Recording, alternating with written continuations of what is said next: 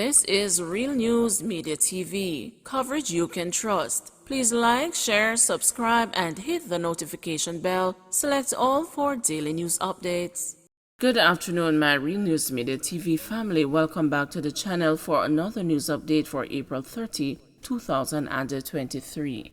And in the news this afternoon, 4 shot, 1 fatally at bar in Manchester's Greenvale. The troubled community of Greenvale in Manchester is now tense following a gun attack on patrons at a bar in an area known as Texas on Sunday morning. Following the shooting, 1 man was discovered dead, while 3 others, including a woman, were injured. Sources identified the deceased as Andre Hines, otherwise called Claffey, a resident of Greenvale.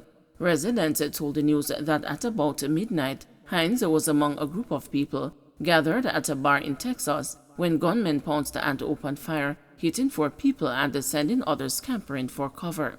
The 4 injured patrons were rushed to the hospital, where Hines was pronounced dead and the others admitted for treatment. The news was told that out of the 3 injured people, 2 sustained gunshot wounds and the 3rd person was grazed.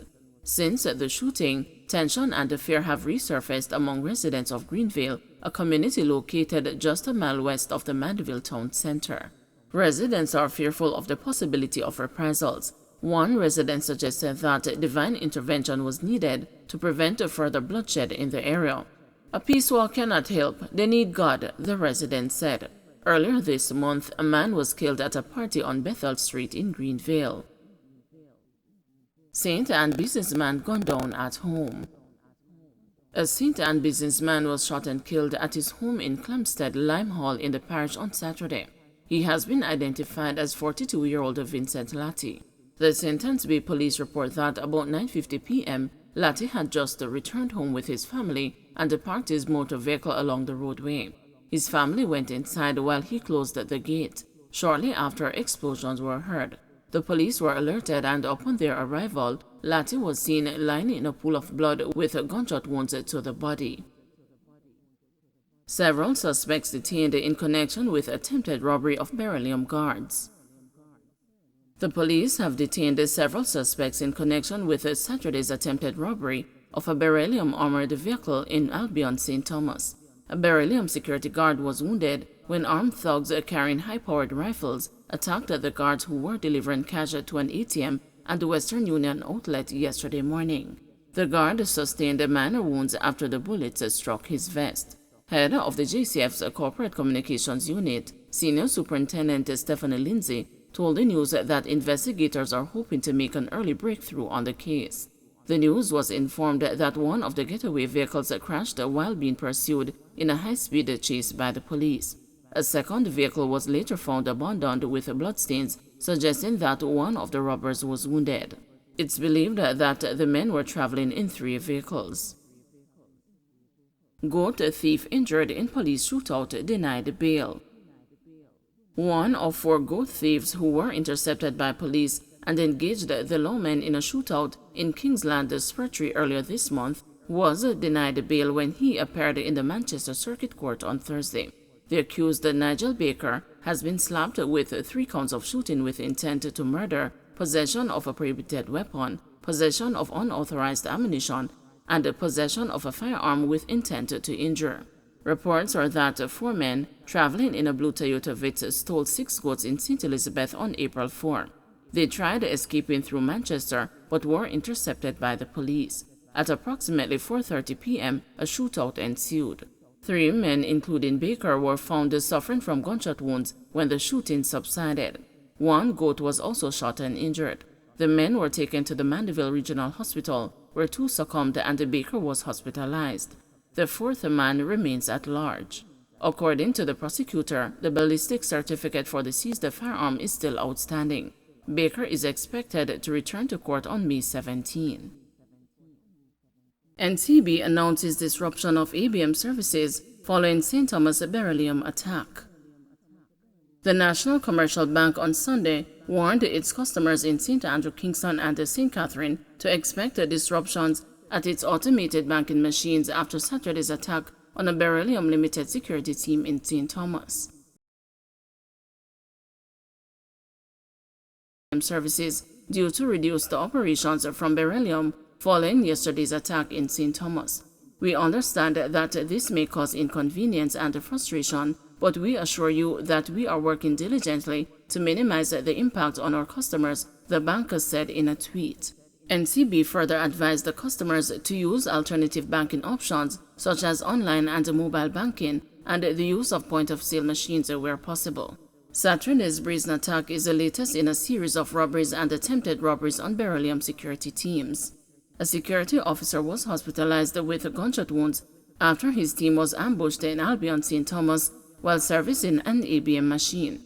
A civilian was also injured in the incident, the police have confirmed. It is not clear whether the criminals made off with any cash.